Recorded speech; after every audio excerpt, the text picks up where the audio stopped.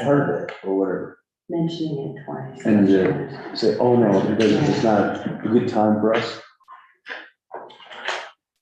So, I mean, it's never a good time, you know what I mean? And if you can get it done, I mean, and enjoy your life. I mean, I can't even walk to the post office now. I mean, prior to this. Yeah. Just, No, you gotta, take care of yourself and I still want to absolutely spend time with my wonderful wife and do some of that. But like in July, I worked over 300 hours that month.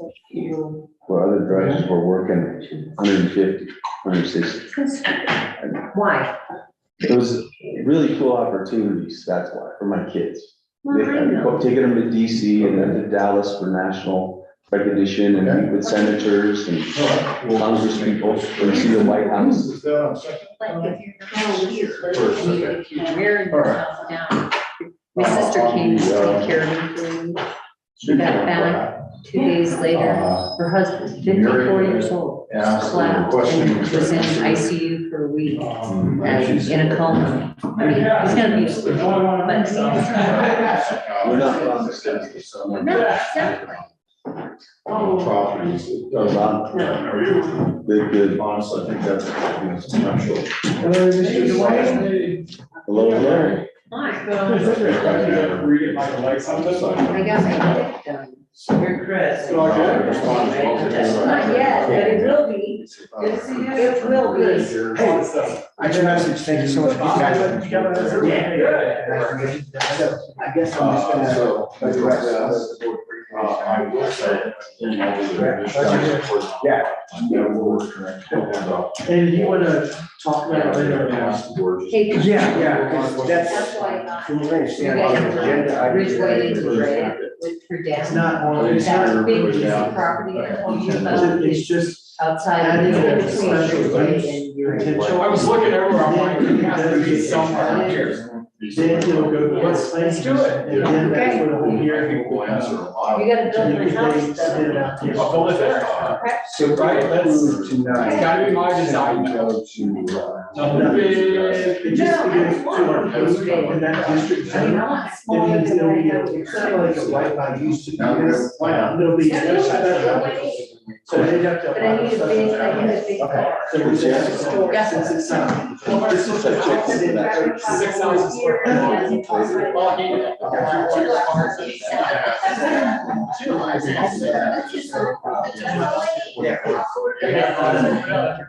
Well, We were talking about that the other day. I think 3 weeks. And then like, I'll be marking why.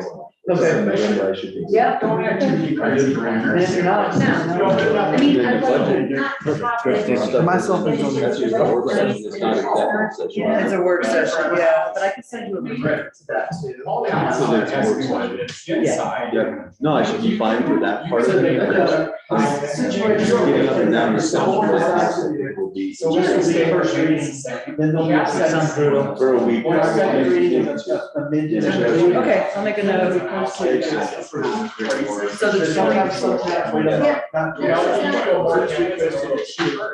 Then the applicant to be made aware it is now a possibility. Right now, all we can do is. I want countertops, cabinets, so. Right. I have done We have a very great design.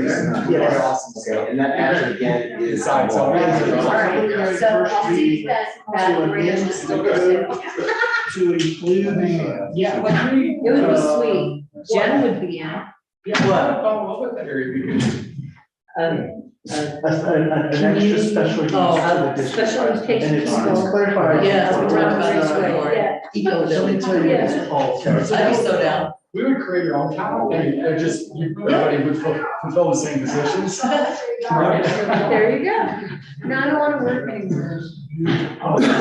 No, To include. you want to be sure, but I want, just. I want a vegetable garden. Yeah, there you go, yeah. It's kind of like an HOA, we would just have a small specified widespread HOA.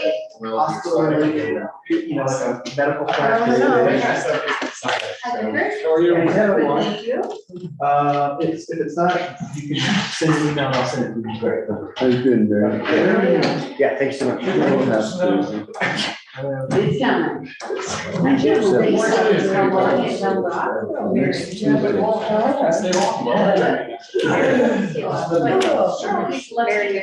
As far as, are you Just to gonna call you, Oh, that was right. off Friday, but I do want to update you on a couple things. Just that as a special event. So if you get a chance, give me a call. I meant to call you today and I kind of got absorbed in some of the things for tonight, so That's I. fine.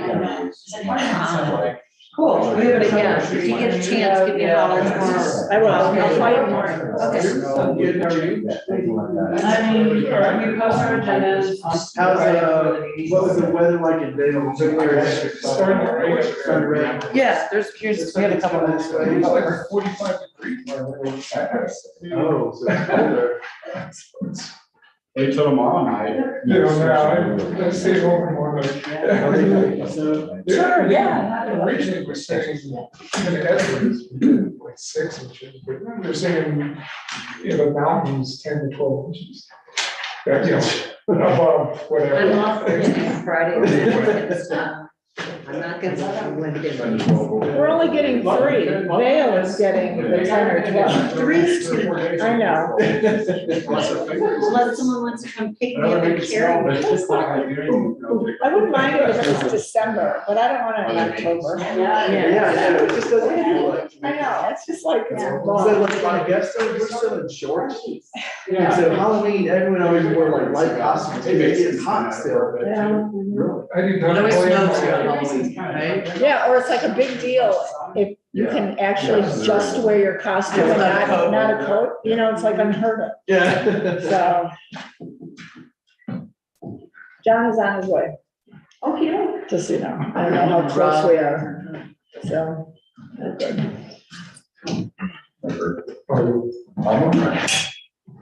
That's kind of- Did you say Rob, actually? John, I said I hadn't heard from Rob. Has anyone heard from Rob? yeah, that one I don't know about, he hasn't texted me yet. I'll text Usually he texts me in a, yeah, usually he texts me in a panic. Rob does, it's like, is there a meeting?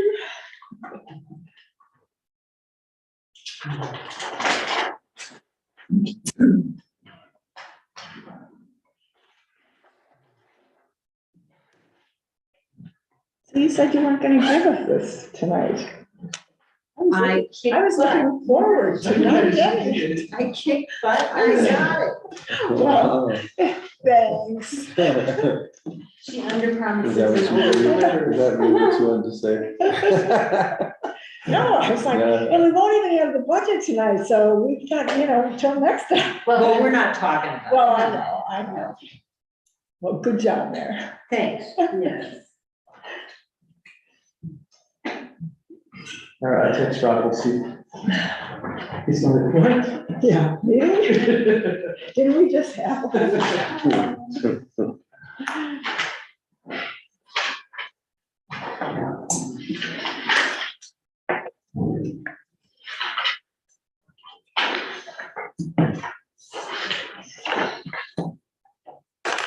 Sitting on the end, I can spread out.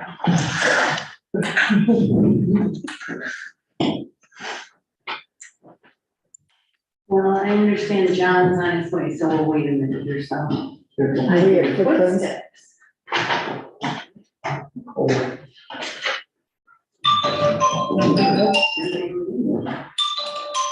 right. You can just tell me.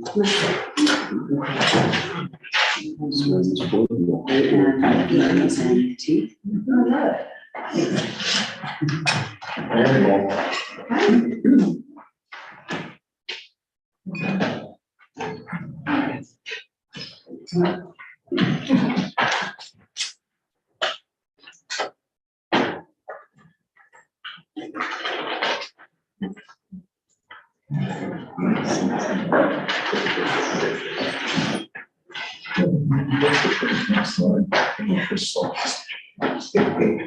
What'd you have?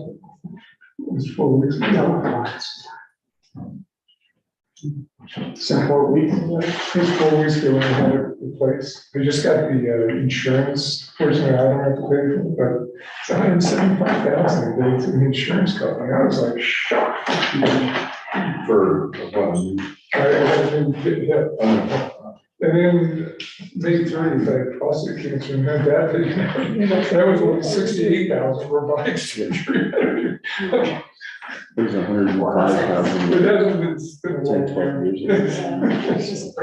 Yeah. So are you No, paying still? I'll replace it. It's restful there. Maybe Mary, I need to borrow a copy. You go right up and down steps, you don't know that the hip functions really, but they risk your muscle apart, and then they don't cut them, but they just, they go, basic crowbars. and move it out of the way. Perfect way to describe it. I don't think, they're not going to go, let's be a little here, you know, I mean. I made the mistake of watching YouTube about it before, and I just went, oh, God. I was sitting there going into the OR. Yeah, access, capital A, access, and capital N. Feels, I mean, it's been 4 weeks. And 2 exclamation. Walking up and down stairs, walking, it's stiff when I get up. But it's all muscular. Right. I'm going to go ahead and call the meeting to order. It is 6:03 PM on Tuesday, October 10th, 2023. And let's go ahead and start with the pledge. I pledge allegiance to the flag of the United States of America and to the republic for which it stands, one nation, under God, indivisible, with liberty and justice for all.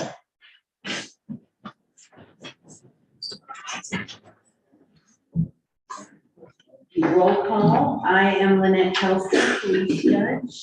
Rob Connell is not here. Deanne Powell.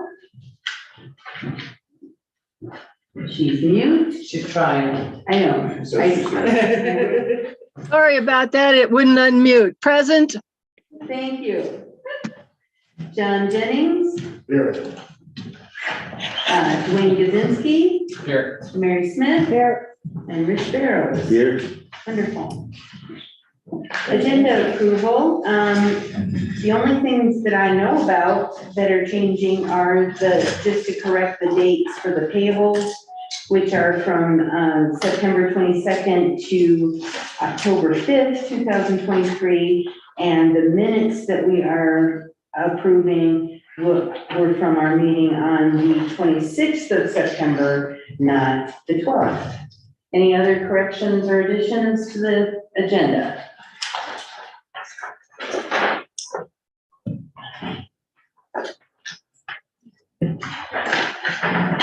I move to accept the agenda as amended.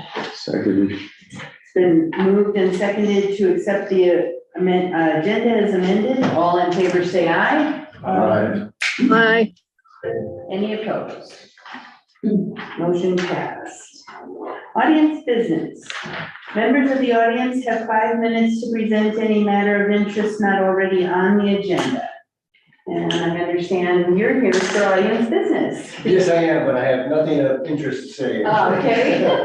So I'm gonna leave these right here, these are my cards. My name is Chris Cogle, so I'm the new reporter for the Clear Creek Current.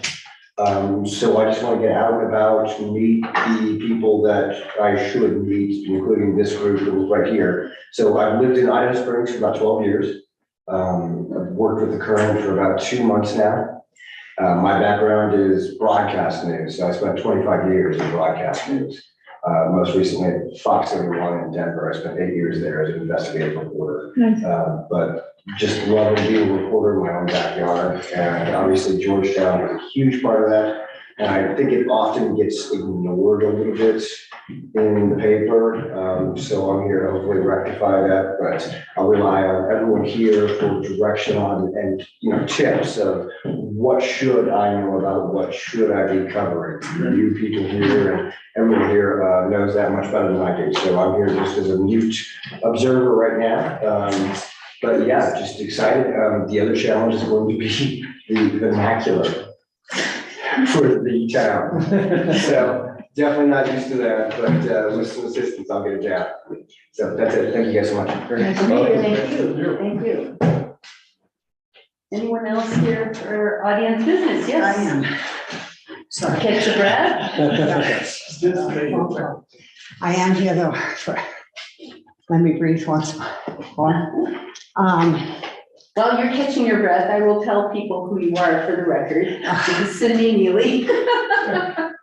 And I am not here as a special project person. This has nothing to do with my special projects. Just a plain old ordinary resident? Yeah. Wow. But I think that most of you have heard the news that on Friday night we lost Frank Young. I realize some of you don't know who Frank Young is, but I realize many of you do. And at this juncture, because Frank, outside of being the face of our Christmas market in many ways for a great many years, Frank also is the idea, the perpetrator, the constant voice for our historic district public lands. That map that is over there would not exist without, he conceived of it as a Bureau of Land Management person. He saw it to fruition, which means he figured out how to move the federal government, which is sort of an interesting trick. And he stuck with it for the 40 years that he has been with our community. I am a historian, and one of the ways that you keep that kind of a record is when public bodies acknowledge the record. And so I am here to request that with the help of Lynette, of whom I haven't even asked this yet, and Jen, who I certainly haven't asked this yet, I would like to put together a commemorative resolution for this board to pass at the next meeting that will detail some of Frank Young's contributions to our town, to our landmark district. I will let the county, who will probably name something after him, but I will let the county take care of what the county does. Commemorative resolutions become part of the public record. It does mean that years and years hence, somebody will run across it and they will know who did what, which to me as a historian is part of the way you get it done. So with your approval and with the mayor's, police judges' willingness, I will go ahead and put that together. That sounds like a splendid idea. Thank you so much. We okay? Yeah. All right. Yeah. Take a shortcut. Uh-oh, you got the press hot on your heels. So I'm interested All right, anyone else here? I think not, so we'll move on. Next, we have the payables. These are dated September 22nd through October 5th, 2023. Any questions or comments on the payables?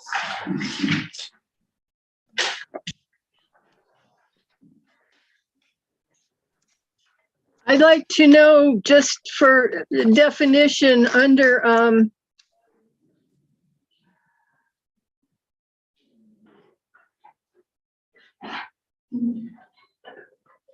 You went mute again, sorry, Deanne. how about now? That's better. Okay, at 1060, 660, the lower entry says retainage. I'd like to know what that means. Is it, I don't know, building retaining walls, or is it keeping the company, or? When a company comes in and does a large project, money is held back, which is retainage, until the project is finished and signed off that everything was done to the correct specifications and standards. Thank you. Okay. Any other questions or comments on the payables? If not, who would like to make a motion to approve the payables? I'll make a motion to approve the payables from 9/22 to 10/5, 2023. Second. It's been moved and seconded to approve the payables. All in favor, say aye. Aye. Any opposed? Motion passes. Next, we have the minutes from our last meeting, which was on September 26th, 2023. Any corrections or comments on those minutes? I think I was there, right? No, No, you weren't. we missed you. You though. got me there. We Oh. missed you. Thanks. That's all right. I Sorry didn't know if I about was completely out of my mind. There's a typo on page 6.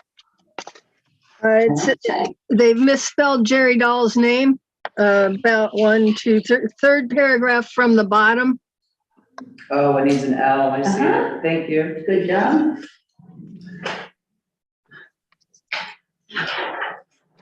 I have to go back to the roll call. If you weren't here at our last meeting, someone else had to have been for us to have a quorum, right? Weren't you here, Rich? Dan and Rich were absent, or I mean virtual. Or no, you were absent, sorry. I was absent because my computer was all messed up. So I heard I you. thought I was here. Yeah, I think we're Yes. mixing it up with our I special think you- meeting you did last, some of the other yeah, comments. yeah. Yeah, it was John, yeah, you were absent, Rich, Yeah. okay, that was mixed up. I was out of my mind. I'll Yeah, touch you. it's all good. He's here. Squared away. Yep, good catch. Anything else? All right. I move to approve the minutes from September 26, 2023 as amended or corrected. I'll second. It's been moved and seconded to approve the minutes of the 26th of September, 2023 minutes as corrected. All in favor, say aye. Aye. Aye. I abstain. Any opposed?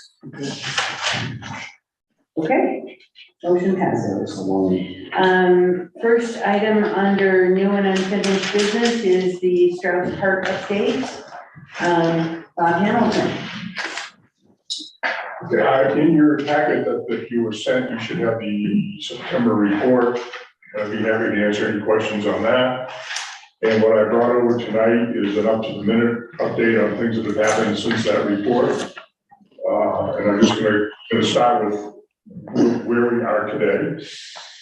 First off, I just found out that we received word back from CDOT. We inquired, we're tracking it, when are we gonna get the grant contract? And it looks like that's gonna be about mid-November now. That's the latest information on that. We have been proceeding to move forward with the replacement of the sidewalk on Rose Street that runs adjacent to the park. Lions has poured all the flagstone, it's ready to go. It's about 18,000 pounds, 6 3,000-pound pallets. I've seen it, it's ready to go.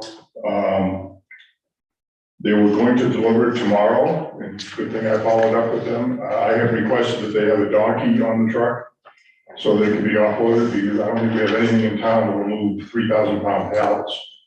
So they do have another carrier, and he's trying to get hold of it now, but hopefully we'll get it here this week. There may be a little additional cost for the donkey. I told them, go ahead and, you have to get her off the truck.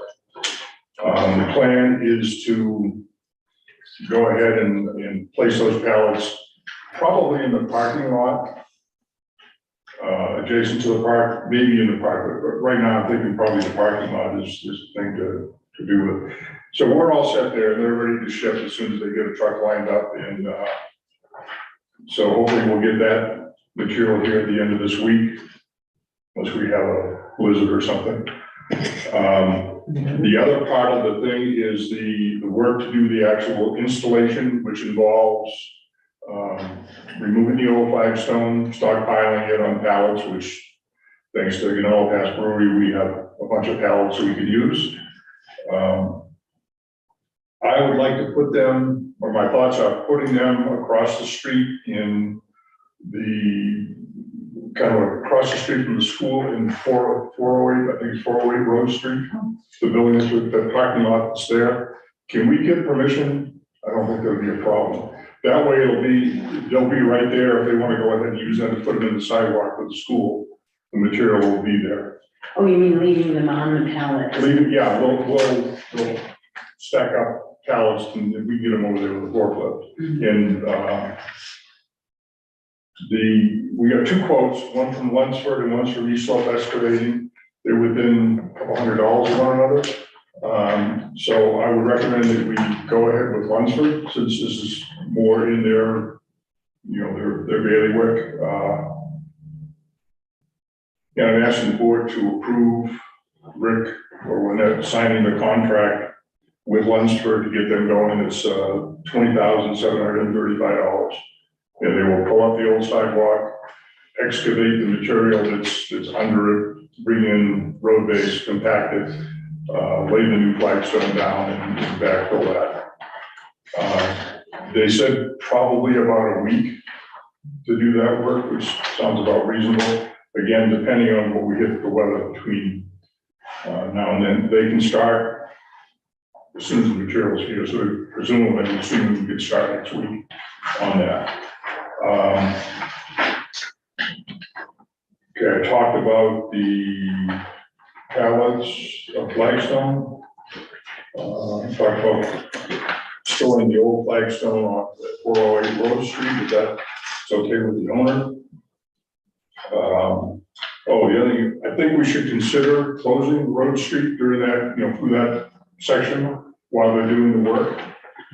Because they'll have to get in and out of the parking lot, and they'll have material to go to excavate about 11 or 12 yards of material we're gonna haul away. So if you're in agreement with that, I'll go down that road. The other. No, you won't go down the road. I will. You won't. If you notice, I've been parking in the handicap space for the last couple nights, unloading the near stone that I've gone up the lines to pick up to keep the lighter moving. The fire pit seat wall, the near stone work is almost done. Probably got another couple days. He now has enough material to finish it. So it should finish up this week unless it gets rained out tomorrow and the rest of the week, but we'll see what happens. Looks beautiful. I'm glad that you're happy. We have one person, the chairman of the Parks and Rec is not happy because it's not brown. It is what it is. The decision was made to go with the ptarmigan, which actually comes from the quarry down in Idaho Springs via Lyons. I've seen the capstones. They look great. They are ready. They may come on the truck with the flagstone. If not, they'll come on a separate truck. So the intent is as soon as they're here, we'll get them set. And we'll probably need Parks and Rec with this green machine to help us set them because I'm sure they're several hundred pounds a piece. They're heavy material. The other thing that we were planning to do this year before we get into stuff that's funded by the grant was to pay between the restroom and the plaza, that tunnel that goes through there. I've had second thoughts about that, and I'm recommending now that I think it'd be wise for us to go through this winter and see how snow and ice and that kind of stuff builds up. If we could build up in that tunnel, because it's not going to see sunlight ever. If we find that we could build up, I would suggest we can look into putting some kind of an electric ice melt into the concrete, and we just turn them on and off when we need it. So I think we'd be wise. Just go through the winter. We've done grading in that area. We've got the gutters up, so that should prevent us from getting a lot of dripping off the roof coming down. So if you're in agreement with that, we'll just hold off doing any paving there until next year. And then the other item on the list, last item is Rick had asked me to look into, should we consider expanding the parking lot? Which would mean taking the tree down that's over there in the Star Park parking lot and excavating back to our property line, which runs right along the deck of the building, of the apartment building that's there. It looks like we could get 4 or 5 more spaces. I brought this up with the Parks and Rec Commission and the business promotions. In general, they're in favor of creating more spaces downtown. However, there's some concerns. One is the cost versus the benefit. Well, you look what the cost numbers I have in a minute here. The sense is the parking lot is tight now, and it'll get a little bit tighter when we get the sidewalk put in. So is there actually enough space for 2 lanes of traffic, in and out traffic and parking and backing and all that kind of stuff? It looks like it's designed for that. Craig Abrahamson gave me some numbers to go by, and I'm gonna, if you want to proceed further on this, we'll do some verification and do some actual measurements. But standards would call for a 24-foot wide travel lane down in and out of the parking lot, and then parking stalls 19 feet by 9 feet would be kind of the standard. Maybe we could do some on an angle. We have to look at the layout and see how many spaces we could get in there. Would there be any potential impacts on adjacent property that need to be considered? One thing is, there was a discussion about, oh, could we do a drive-through, in and out type of thing like that. To get up to 5th Street, it's like, oh, it's a good 5 to 6 feet rise. I don't think you have the space to get a reasonable ramp up there, and doing that, you lose too much. So I don't think that's a viable option. So we'd still be looking at an in and out type of thing. The pricing I got includes taking, digging out and putting the wall. We've got plenty of rocks there. That rock wall that's in the parking lot now, extending that around to the area where we dig down and do the excavation work. I don't think drainage would be a problem, but we'll have to address drainage in the parking lot anyway. So in the uphill, the 5th Street side is, is higher than where the drainage would go to.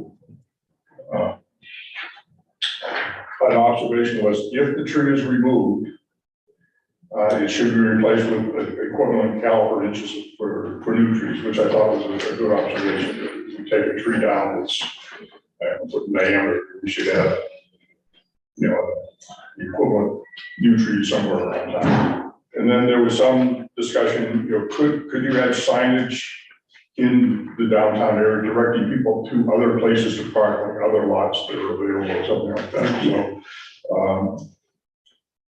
So I got a quote from East Slope Excavating, and I don't know if Rick's got it. I think it was around $20,000.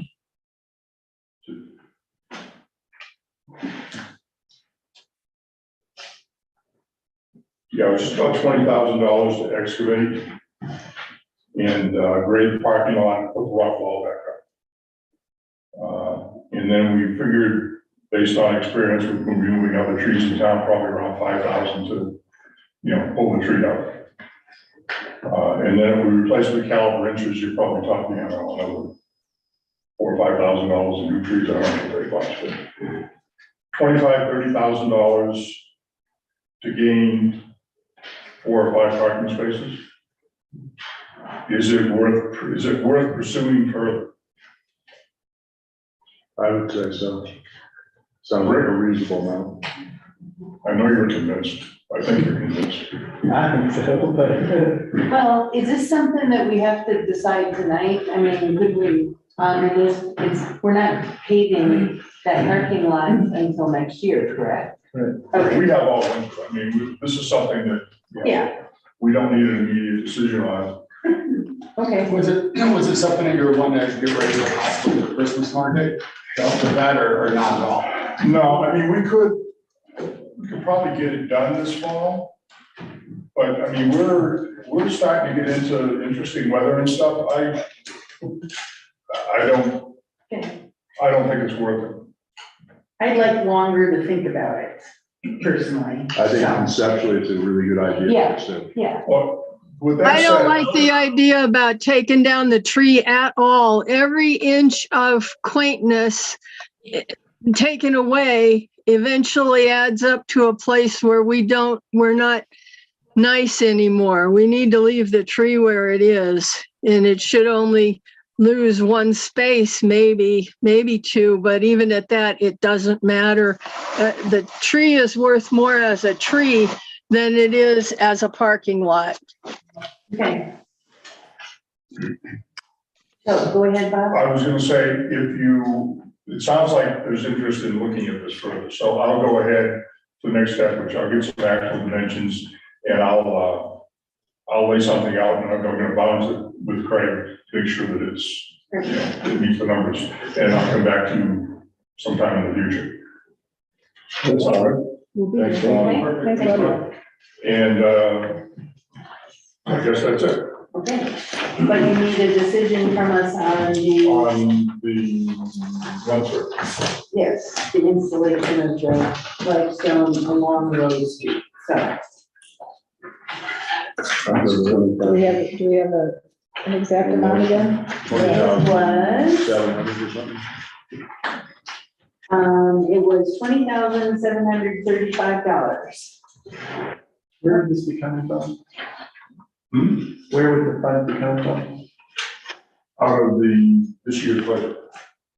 And there's that much left for you, I mean, over what you. Yeah, well, this is what we looked at before, and we decided that we could, the three things that we're gonna do is They were outside the scope of the grant, right? well, this is, Maybe, I think, wasn't this would be, this could be covered by the grant, Oh, but it was money that we had, since we weren't gonna be doing grant stuff this year, we wanted to keep 56,000 available, which we've done. And then we had about another 50,000 or so that we could spend on doing things this year, which the three things we said we want to do was the sidewalk, the paving in between by the restaurants and the veneer stone. And we have the money to do that. As long as it's gonna be within the parameters of what you and I have talked about. Yeah, it is. We're good, okay. But it's not the grant, because we can't approve this now with the grant not Right. having. It won't come out of the grant, it comes out of our pocket. So I'll make a motion to what am I doing? To approve you're authorizing us to sign a contract. for $20,735 with Lunsford for the paving, the flagstone. Sidewalk. Flagstone. Yeah, that was smooth, wasn't it? I'll second. That- You got your back. It's been moved and seconded. Did everybody understand the motion? Yes. Okay, all in favor, say aye. Aye. You're muted, Deanne. I Thank you. Any opposed? Motion passed. Thanks, Bob. Thanks again. Yeah, thanks, thank you. Thanks, Bob. Okay. Next, we have ordinance number 8, series 2023. This is public hearing and second reading. An ordinance repealing and reenacting Georgetown Municipal Code section 13.2.060 concerning private water systems. And I'm gonna go ahead and, you wanna do the intro before we do No, public hearing? everything Just open goes in it? here. Oh, okay. So we'll open the public hearing. It is 6:31 PM.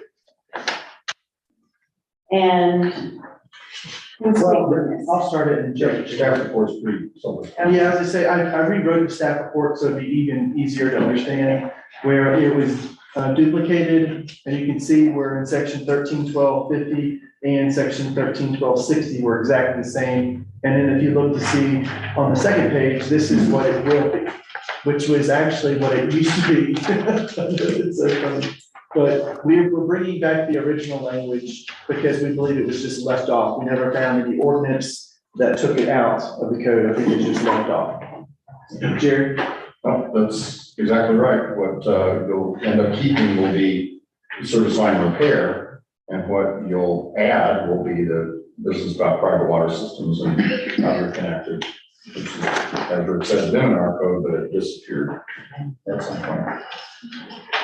So. Any questions? Any public comments?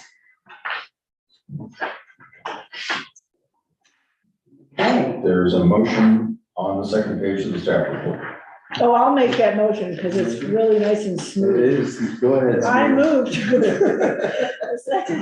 Second reading of ordinance number 8, series 2023.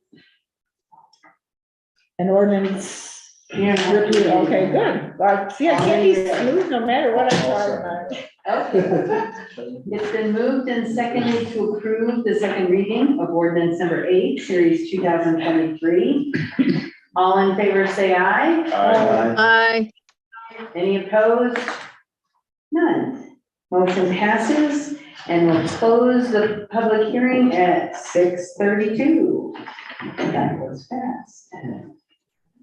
Okay, next is ordinance number 9, series 2023. This is first reading. An ordinance amending code section 17.616, I'm sorry, 17.16.047 of the Georgetown Municipal Code to adopt an additional special use in the Gateway Commercial District.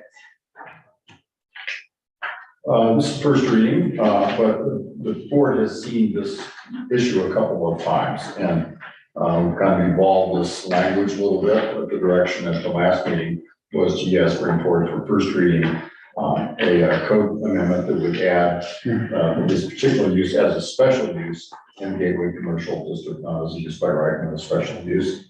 The language of the special use, we already have an existing section in the code that lists other special uses, so that's why this ordinance is pretty short. It just adds to that list.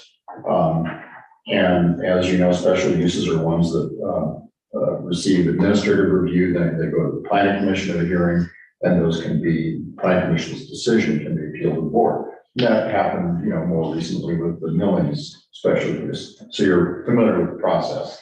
So we didn't have to reinvent that wheel, it's already in the code.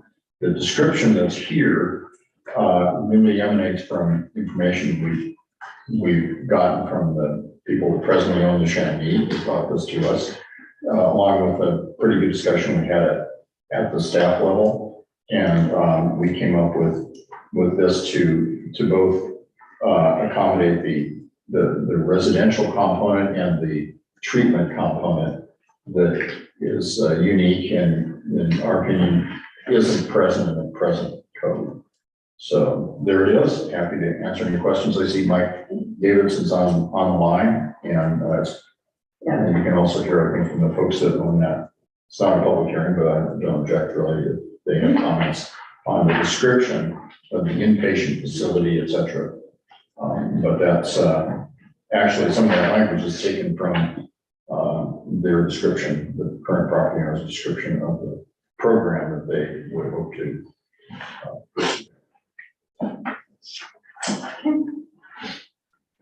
I'm not walking into this one again, okay? I screwed up the last two motions. I'm not doing this. Mike, do you have anything to add staff report wise? You're muted. You're muted, Mike. No, I don't. Okay. All right then. Thanks, Mike. So Jerry, I'll just make one note then. Sure. What will actually be under the code in the special use section 11 will say to include inpatient facilities that accommodate no more than 12 patients, incorporating medical treatment for persons addressing mental health and life-changing resulting from substance addiction with treatment stays not to exceed 28 days per patient. That's what the note will be. Well, I think this reflects our discussion, and I'd like to go ahead and make the motion. So I move to approve first reading of ordinance number 9, series 2023. Second. It's been moved and seconded to approve first reading of ordinance number 9, series 2023. All in favor, say aye. Aye. Aye. Any opposed? Motion passes. Okay, next we have Bighorn Crossing Development, continued public hearing on resolution number 10, series 2023. A resolution of the Board of Selectmen for the town of Georgetown, Colorado, approving a correction of the planned community plat number 1, Bighorn Crossing minor subdivision, a re-subdivision of lot 4, block 2, first amended Bighorn Crossing subdivision. It's a continued hearing, so go ahead and open the continued hearing. We will open that continued hearing. It is 6:37 PM. Terrific. Just as introduction of what the board, questions the board raised last meeting and the work that staff has put into with the applicant here to put together materials that elaborate on and explain this request, address some of the questions the board had, give you materials to review that helps to understand what is going on here. I'm really the master of ceremonies introducing other people happily. But we have met now twice with Nicole Met, who's the attorney for Mr. Soka. Mr. Soka's here, along with our planner, Mike Davidson, who's on the line. We met a couple of times to really try to put together materials that carefully explain what is and what isn't being proposed here. From a process standpoint, as I think I've mentioned to the board before, the code presently doesn't have a plat correction process. Almost all land use codes do, but it doesn't. So the process here is to declare it not this change, not a subdivision. And I'm very comfortable recommending that because no new interests in property are being created, and that's what subdivisions do. So we have an available process. It is a resolution of the board to approve these plat note corrections if the board so chooses. The materials we put together were a joint effort, and what I would ask is you hear first from Mike Davidson, the town's planner, who's online, and then from the true applicant in the form of Nicole and Kurt. And I realize there are a lot of questions from last time. We try to be really careful in anticipating them and having materials, especially visual materials, that are not only in the back, but we're at a screen share, so that you can walk through and you can hold questions until you've heard from the reporters.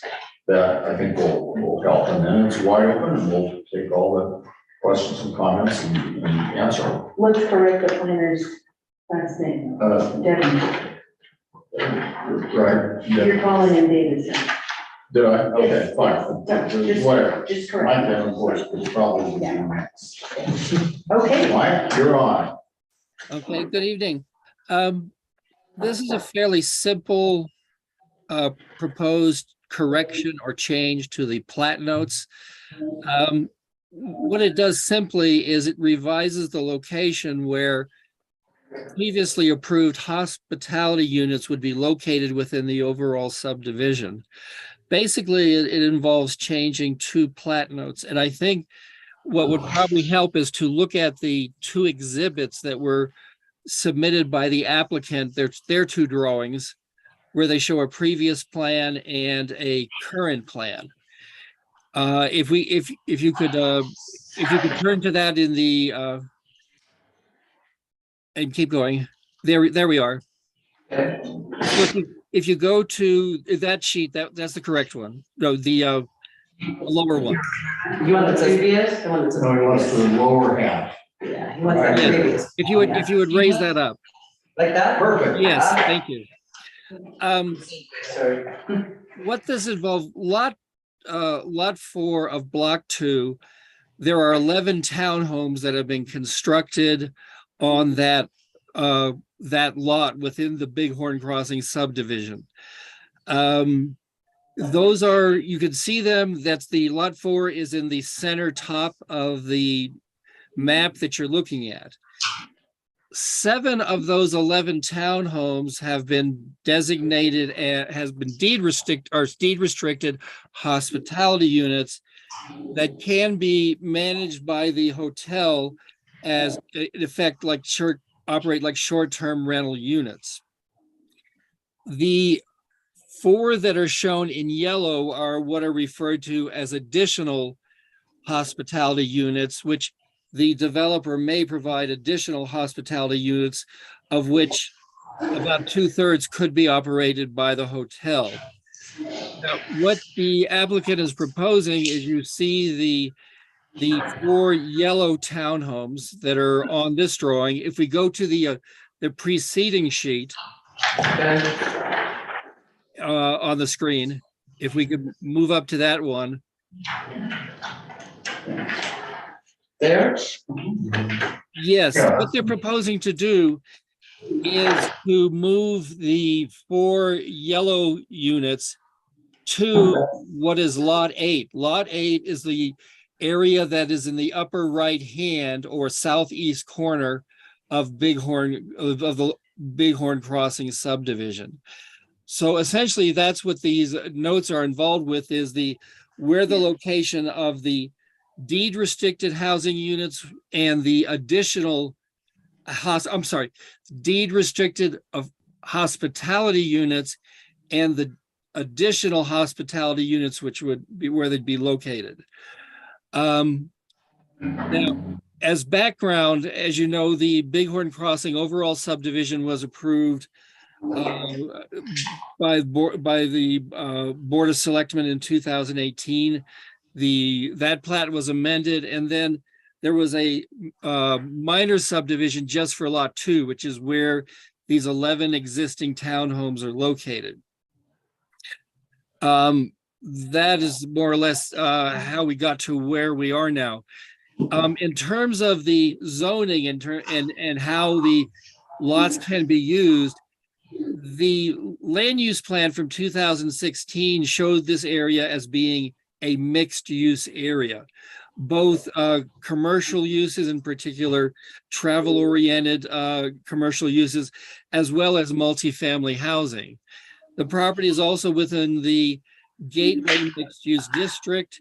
And in the memo, I've listed what the intent is, but the intent is to provide a mix of lodging, commercial, business, public recreation, and residential uses in order to help generate and sustain employment and economic opportunity. What has been constructed so far within the Bighorn Crossing subdivision is you have the hotel, which has been constructed in the lower left of the upper map. In the upper left of the map that you see on the screen is where the brew pub is located. And to the right, off the edge of the map that you see there are 3 apartments buildings that were constructed within the boundaries of the overall Bighorn Crossing subdivision. Those are 3 buildings that are in the 1900 block of Argentine Street. Plat Note 8 basically refers to the location of where those 11 hospitality units are located, and Plat Note 9 refers to the additional hospitality units. So you'll be getting, I think, a more detailed explanation or description of what's being proposed here from the applicant. So again, this is a fairly simple change. It doesn't involve subdividing or re-subdividing a land. It's only involved with changing the 2 plat notes, which again just shifts the location of hospitality units within the overall development. Now, because this isn't a subdivision of land, the land use code allows the Board of Selectmen to consider this as not being a subdivision. They're allowed to follow a procedure of, after giving public notice and a hearing, the board may exempt the correction from the subdivision review process. The public notice was provided on September 6th in the current for this meeting. And as you know, this was continued from the previous meeting. As the consulting planner for the Town Community Matters Institute is recommending approval of the proposed plat correction. Okay, thank you. Okay, yeah. Just continuing the explanation, Nicole Met Council for the applicant here. Can you go down 2 pages to the table? Yes, correct, no, that's right. And I think some are visual, some are word oriented, so this table is another opportunity to explain what is being asked for here today, and It's this mention one, right? that one, correct. Okay, so they may not be able to read that, but Okay. it's in the package. Yeah, that, I think that was more for the people that maybe are on Zoom, they can follow along. The plat notes we are talking about here are plat note 8 and plat note 9. The top line of this is explaining to you what the current state of plat note 8. Plat note 8 was putting the use restriction on 11 sublots that would ultimately be created, and making it so that those sublots would be restricted from full-time residential usage and having them classified as commercial, so that nobody could live in them permanently, and the idea is that they would ultimately be rented out. The status of those lots currently is that there are 7 of those sublots that have already been created by a minor subdivision and deeded out. That restriction is in the deed, and nothing will change relative to those sublots. They won't change at all on lot 4. There are 4 sublots that have not yet been created because we haven't gone through any other process to subdivide further those master lots. And of those 4 sublots currently under the plat note, it anticipates that 3 of those sublots would ultimately be created on lot 5, and 1 would be on lot 8. And what we're proposing today is that the 4 sublots would all now be on lot 8. So 3 would move from lot 5 to lot 8.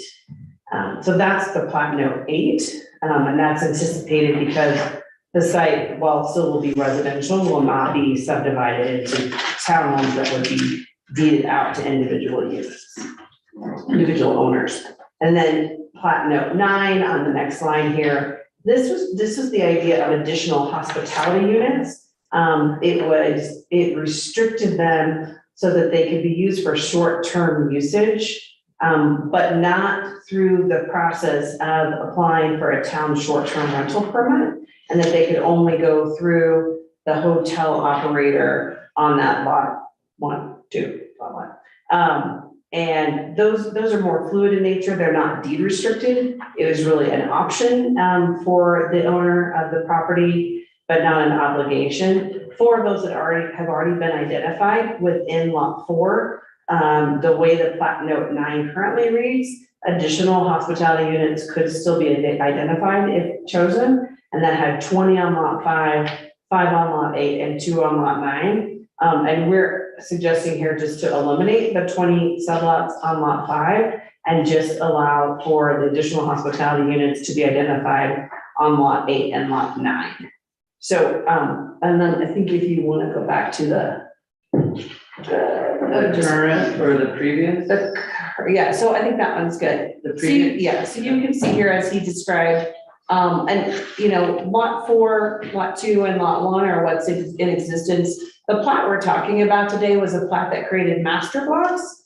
All these little blocks within lot 5, lot 8, and lot 9 are just representations. Nothing's there. There's no subdivision. It was just to give a visual, but none of that was ever created. So those are still just master blocks.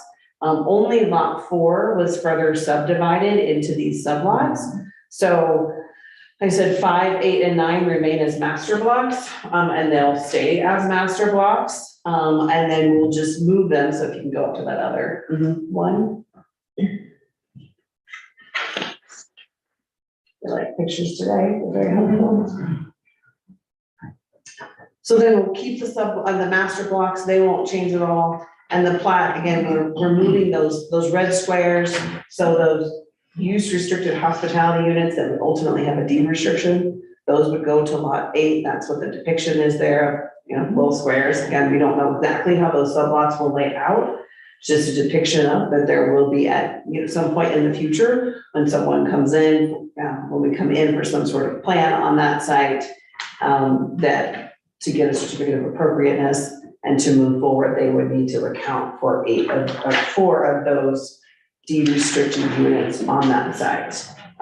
We already do have a certificate of appropriateness from the Design Review Commission on lot 5. Can you scroll down just a touch? Sure. And that's what's reflected in this blue that's pointed to there. so that that's creating where those building areas would be. But again, there won't be any further subdivision or, sublots within that, since they're gonna be buildings that are all owned by one owner. I think that is kind of the best explanation I can give, and I'm sure that didn't answer every question, but I'm great, I don't know what to add, but yeah. So, happy to answer all the questions you may have at this point. I think, Jerry, that was kind of the best way we can come up with to do it, just a correction and a minor movement of things on there. That's the plan. Fire away. Questions? So you're changing the density of this overall area that was left vacant. Like, we have a big area of vacant land right now.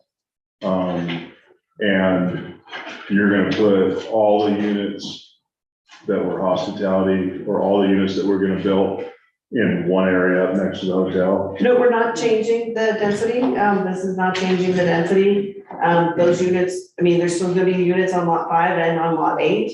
It's just there won't be deed restricted units on lot 5. The deed restricted units will go on lot 8, but the density is not changing under this plat notes. So you're building out that whole dirt area, all of it. I don't know what constitutes the dirt area. From the apartment buildings all the way to the hotel, that's getting all built. Not right now.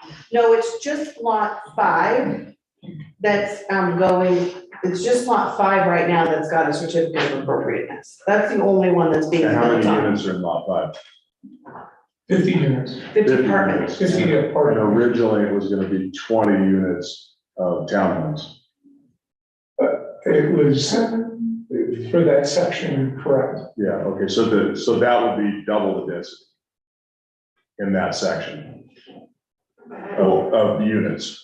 Well, the amount of space that is being used is 35%. The requirements are that it has to be below 50% of land usage for the residential. Well, I get that, I understand that aspect.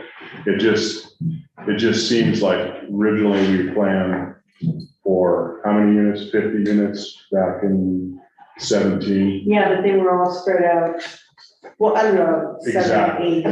But in 18, there was no specific plan. I mean, there was anticipation of talk of what was gonna occur, but there was not a specific plan approved as to what density would go where. That's why there was a separate, I mean, they did a certificate of appropriateness for lot 4, and a subdivision for that lot. But there was not a specific plan for what would go on the underlying mixed use zoning here. That's determined at each time. How many units, if I'm sounding aggressive, I don't mean to be. No, that's fine, yeah.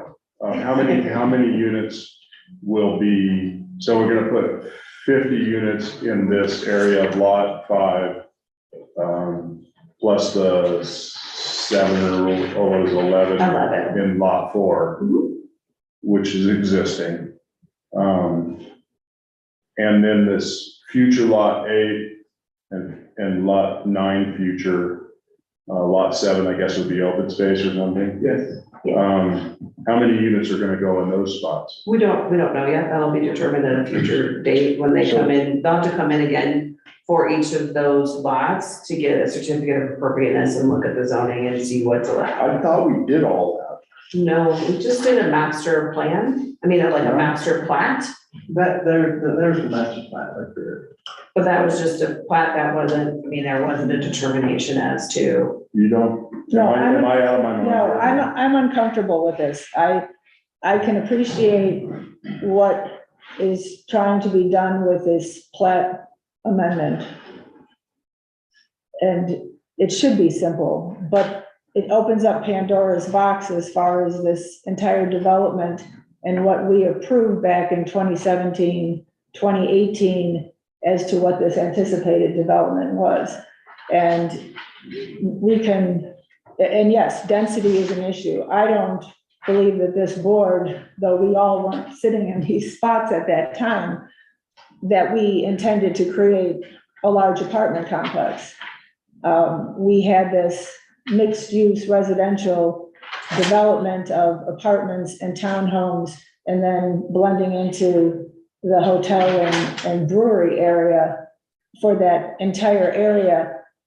We're piecemealing it if we go on this one plat amendment that we're being asked to look at tonight, when we need to look at the larger picture. You're suggesting that 4 of these hospitality suites be moved to lot 8, yet you have no idea what's going to go into lot 8. You haven't proposed anything to us. What you're saying tonight, you're putting 50 units, 50 residential units into what we had thought was going to be 20 units in lot 5. Open space aside, we've had other conversations, we, and I say we, you, the town, different facets, as to what lot 8 and 9 could potentially be or not be over the last couple of months. And basically changing these plats now, you've been in violation for the last 4 years or however long these townhomes have been built. You haven't honored what we agreed to in the agreements back in 17 and 18 with lot 4. Those were supposed to be the 11 hospitality units. Those were supposed to be managed by Wyndham according to the agreement and the minutes that I have from 2017 and 2018. And they're not, because they can't be. So I'm not ready to move on this plat note or any of this development. I want to go back to the whole process. Well, we did not approve this back in 2017 and 2018. And I believe we have the right as the board to say, go back to the drawing board and start over from what we have of 11 units. The brew pub is successful, the hotel is successful, the property where the townhomes has not been even taken care of the way one would think it is. I'm not comfortable with this. Well, respectfully, let me answer first. There is no violation, because in 2018 and 2017, what was approved, that there would be 11 hospitality units over the site. And the plat note said that that would be split 7 on parcel 4. Those have been deed-restricted, and that there would also be the 4, the other uses. Those are there. So that absolutely followed. There is no violation currently today at all. But actually, the obligation relative to lot 4 was completed. The other, that's what we're talking about, is moving those units. So there's been nothing built, so we can't put deed-restricted units on there. That was. Well, I'm not holding my breath for you to build anything, because it's been 4 years and nothing's been going on, except you keep coming back to DRC and get the approval for the exterior of the building. And I think it needs to go back to through the whole process. And what was approved in 2018 was a master plat that complied with the zoning, and the zoning allows for a mix of uses and residential uses. There was not a specific, this will be townhomes within 2017. Yes, I'm sorry. That's okay, that's okay. I have to admit that before we started discussing this plat amendment, I was of the same opinion as Mary, that what we as a board agreed to back in 2018 was a more firm idea of how that entire property was going to be developed. I do understand changes happen. I understand Mary's desire to go back to the drawing board to, if it's required. I'm not convinced that it's required, because it also seems like in what the vision that the board did not get, but you obviously already possibly had, was there could be changes to it. What changes might be possible? We've been presented with a change of plan to build more apartment buildings. They are smaller scale than the 3 existing apartment buildings. So I do appreciate the scaled down density of these multifamily buildings, but they're still not visually the same as if they were the townhomes that we thought were a pretty definite plan. I didn't go back and dig out minutes, and at that point, we didn't have Zoom, so we had recordings, but we didn't have the same kind of ability to go back and listen to the actual discussion as easily as we do now. So I'm more comfortable with the plat amendment than Mary is, but it also does seem like there was a broader vision on your part than was presented to the board. It did seem like what we were talking about at that time was a more specific, those first 11 townhomes that were gonna be built were all going to be hospitality units. That's my recollection of the discussion. They turned out not to be. That's why Mary's thinking that's a violation. I have a plat note here in our minutes from December of 2017 that talks about lot 4, block 2. And that, you know, there are perpetual deed restrictions, the units, and then it goes on to say that the units should be continuously under a contractual agreement with the Wyndham Hotel. Goes on with that. Conversation has been that isn't the case at all. I mean, there have been, this hasn't been followed. So it needs to start back at square one. Go ahead, Jerry. Just structurally, in terms of the issues you've got in front of you, there's always three, but the three I can think of are, and the sort of one in front of you now, but I recognize that from the board's standpoint, this is an integrated whole, all these things interrelate, and I appreciate that. There's where the hospitality units are or are required to be, which is really the subject of tonight, pretty much. There's how do those get managed? And we all know that's an ongoing struggle, but that will be true no matter where the units physically, end up being. And the third thing that I think has been raised is well, sort of what gets built and what does the zoning allow? And it's important to say the zoning is, mixed use zoning, and apartments are uses by right, so are townhomes, so are single family homes, I suppose, are uses by right in these zone districts. And that's why it was appropriate for them to come to the DRC and say, we want to build apartments, please look at the design. We don't have plan unit development here, at least it's not a plan unit development approval, which would say, okay, there will be only townhomes here and only apartments here and only single family here. This is not the approval that's in place, is zoning for use, and within our zone districts, these are uses by right. So the board's not in a position of saying, okay, we're gonna require townhomes be here, and we're gonna require apartments be here, not be here.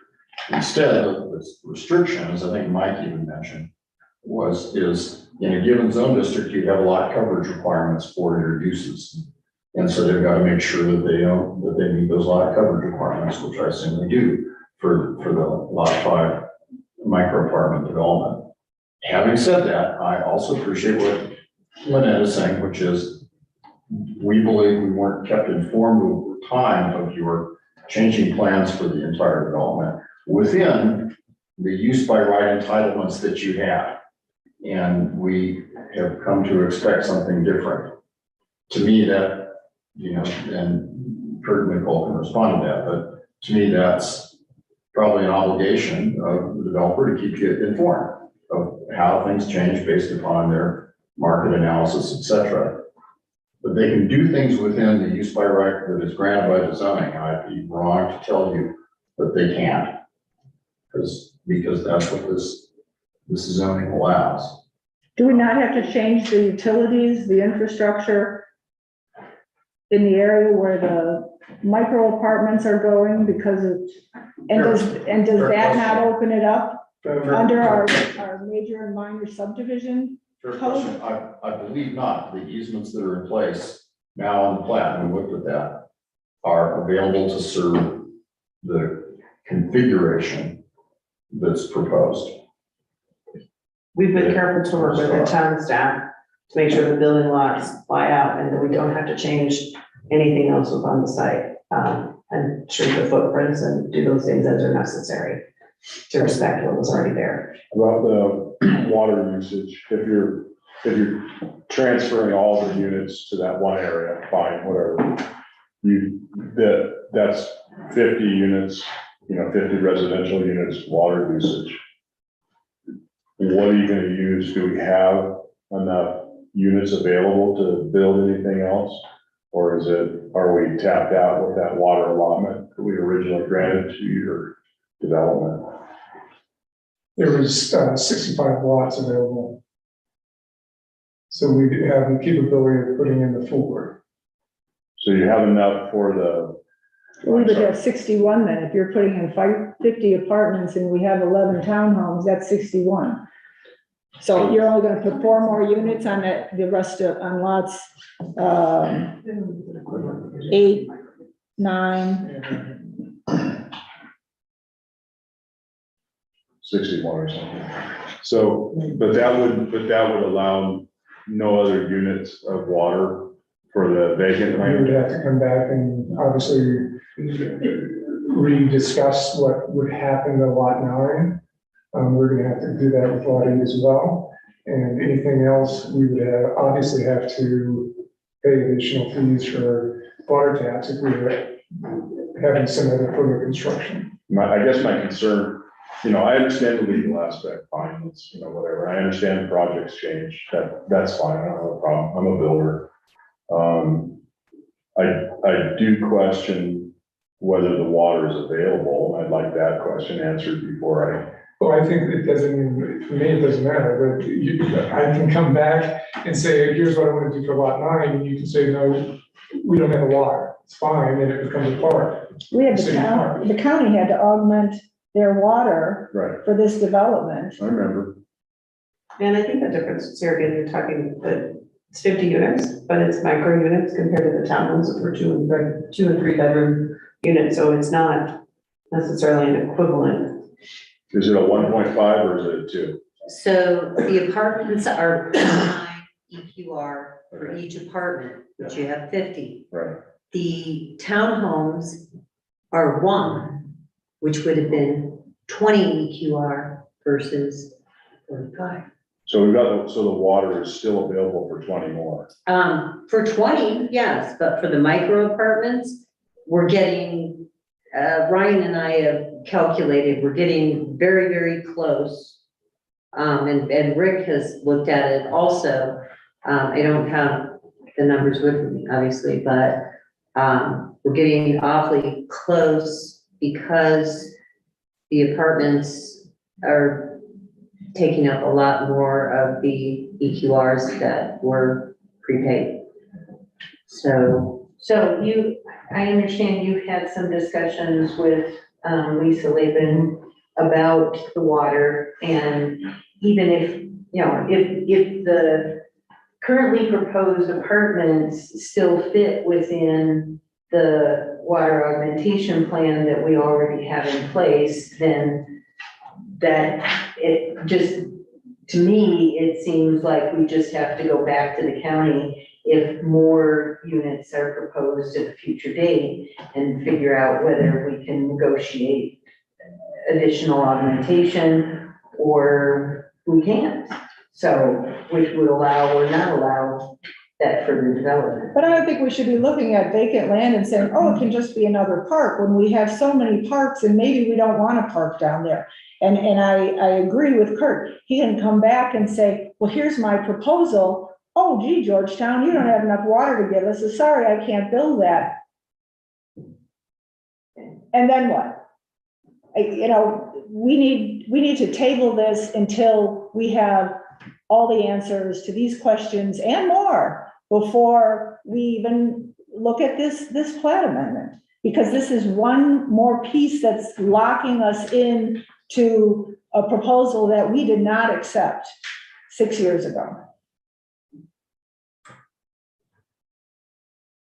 Dwayne, any thoughts? I think it goes back to the master plan.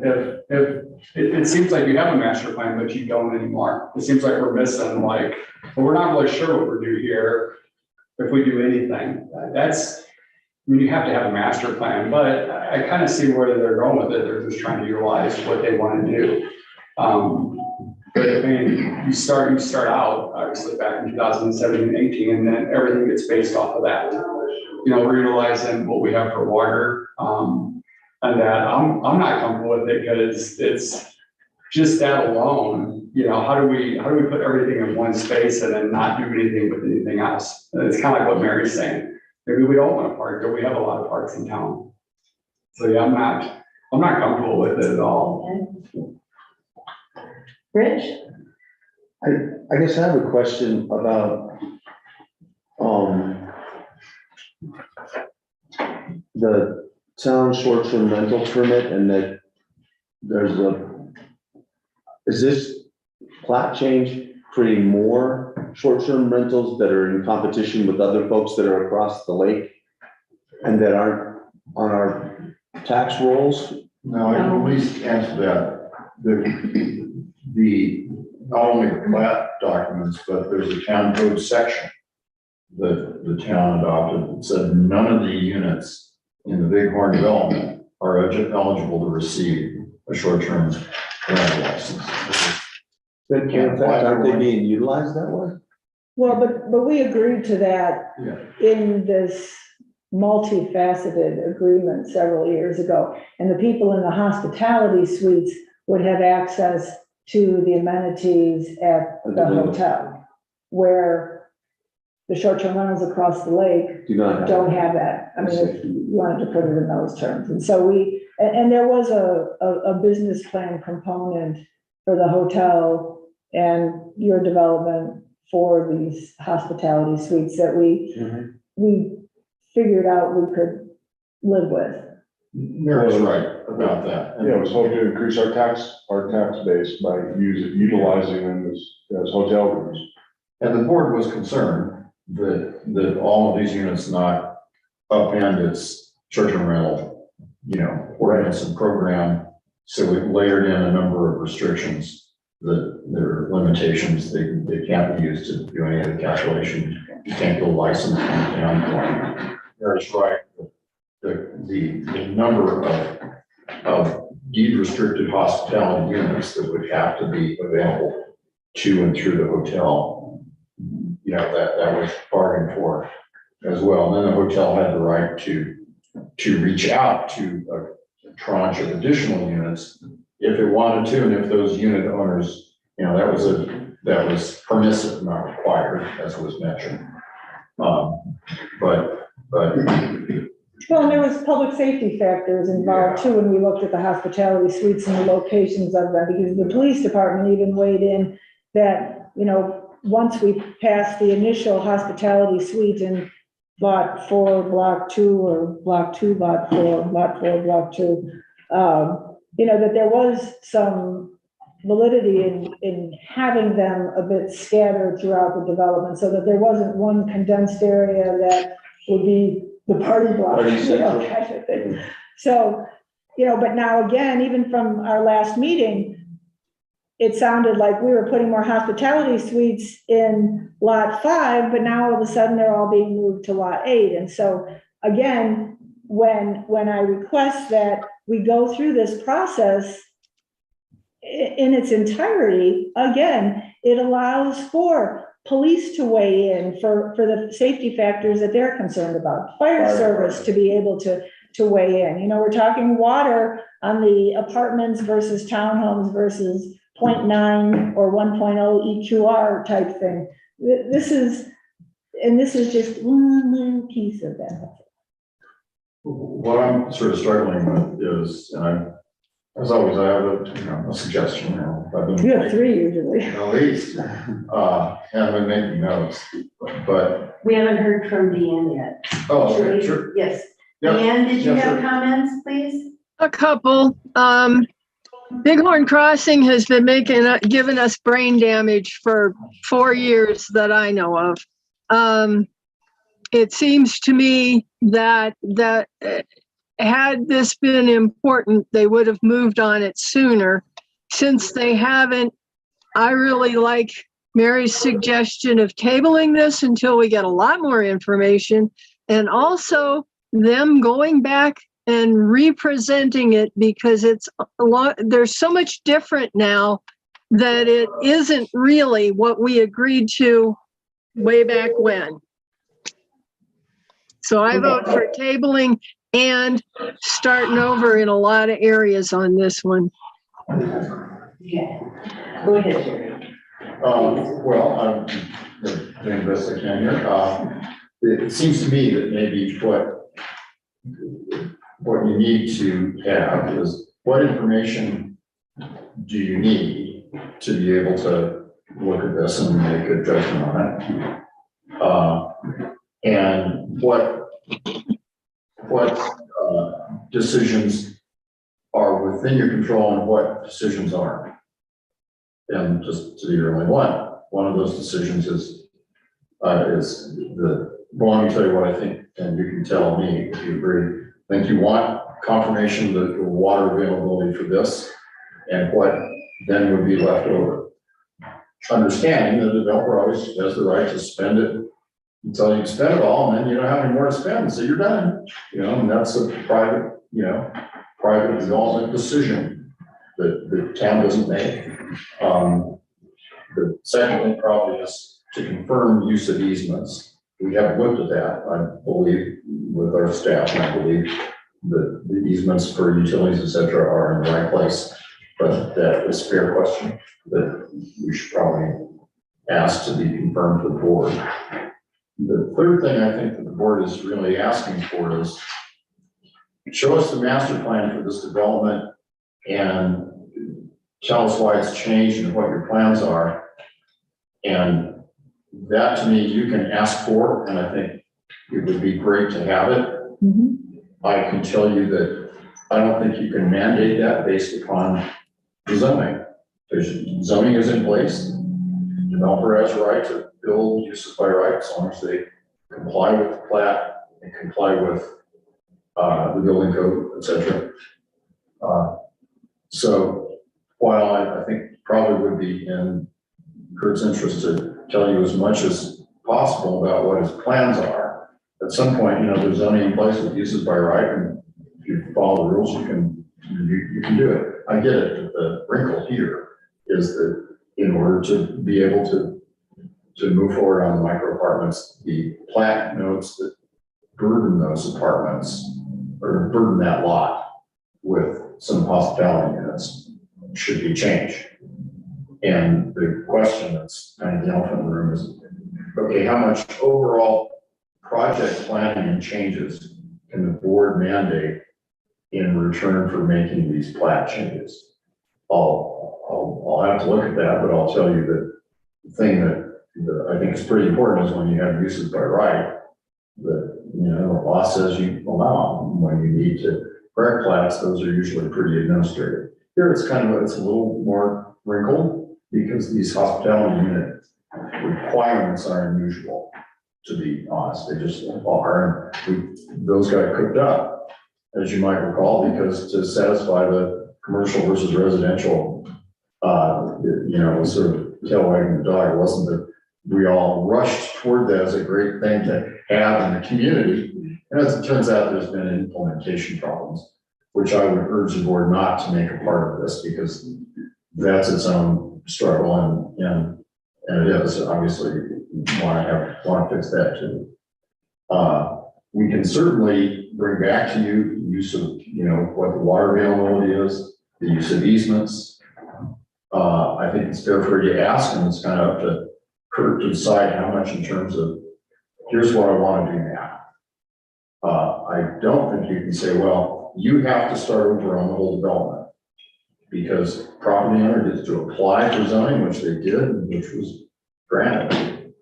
And, you know, that's, I don't think you have a basis to just, now unwind that zoning. Well, you do, you know, towns do all the time, they initiate a town initiated down zoning or rezoning.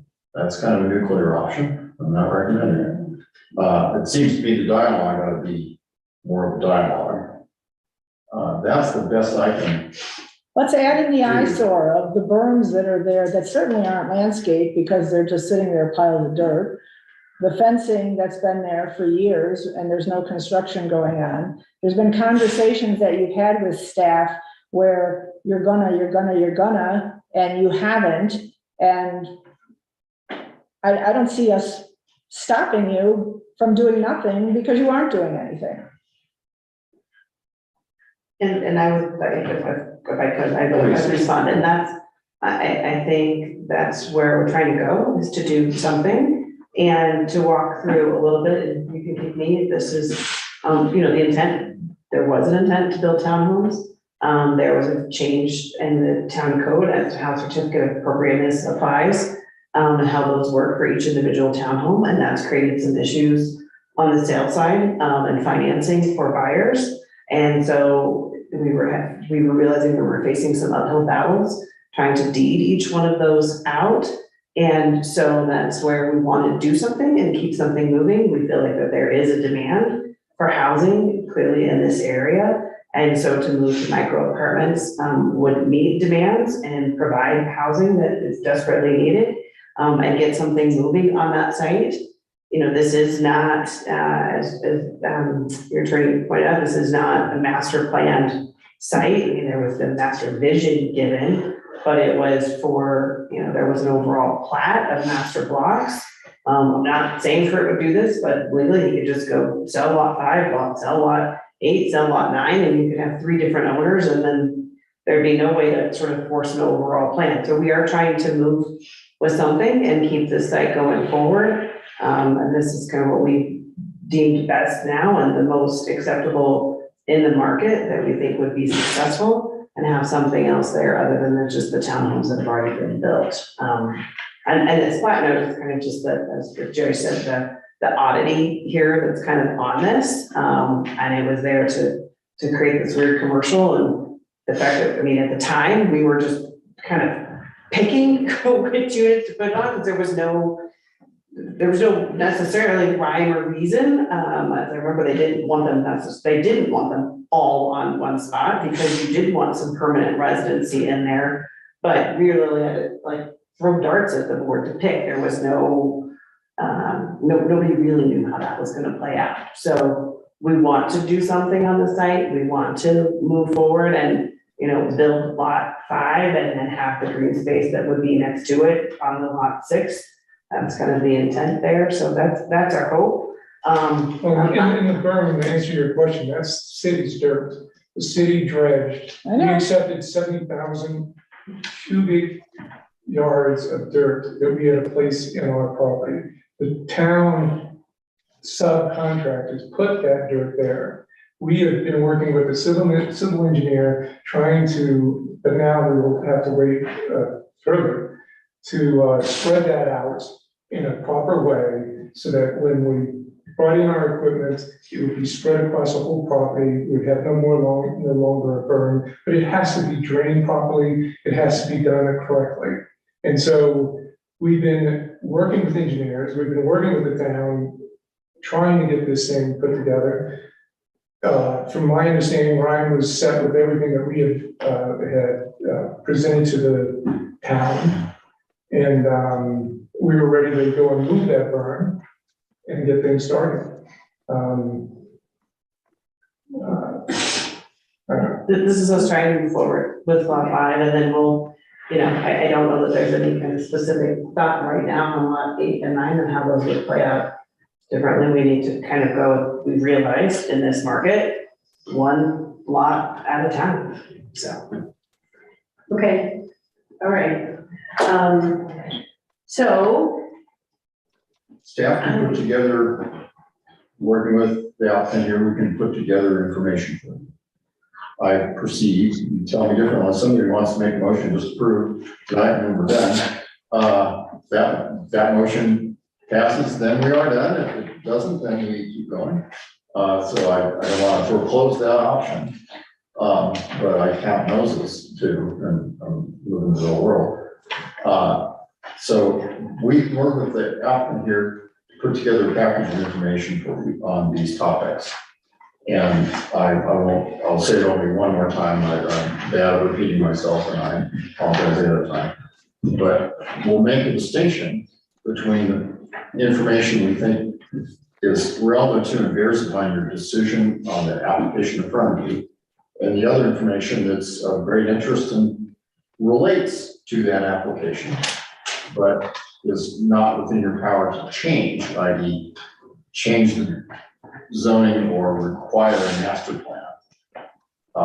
But to the degree that we can get master planning information from them, great. At some point, I will tell you, it'll be time for you to say yes or no on this narrow application. And I'll be urging you to say yes or no based upon sort of the fair grounds to make that decision. And, you know, there's fair and there's what you really love to have. We could all get a time machine. Wish I had that. But decision deferred. But I've made notes about information, and you heard what I will try to make happen in front of you or bring back to you. Did I miss anything? That'd be great. I look forward to seeing it. All the important stuff and the unimportant stuff. Yeah, that's more relevant. Yes. The conversational part too. Yeah. Thanks, Jerry. Nicole, Kurt, anything more you want to add, or, you know?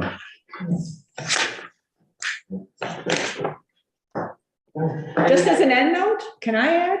I support the development of that property. I live down there. I welcome the residential area. I welcomed this project as I saw it back in 2017. So, not against your development. We'll get it together and bring it back to you next meeting, because I really don't think this needs, I mean, you know, we've got a pretty good package of stuff here. We'll add to it. At some point, we'll have to take motions and either say yes or no. That gives the applicant here either the green light or a decision to say, okay, we think that decision was impermissible. We're going to challenge it. And they have that right too. But what I think we don't want is that just kind of keeps dribbling on for months and months. No one wants that. We don't want to make a career of changing these platinums. We'll do our best. Okay. Did you have something to say? Yeah, I just wanted to make one comment. It's been about a month ago that I can't remember if you were part of it, and Ryan had a meeting with Lisa Laban to discuss the water.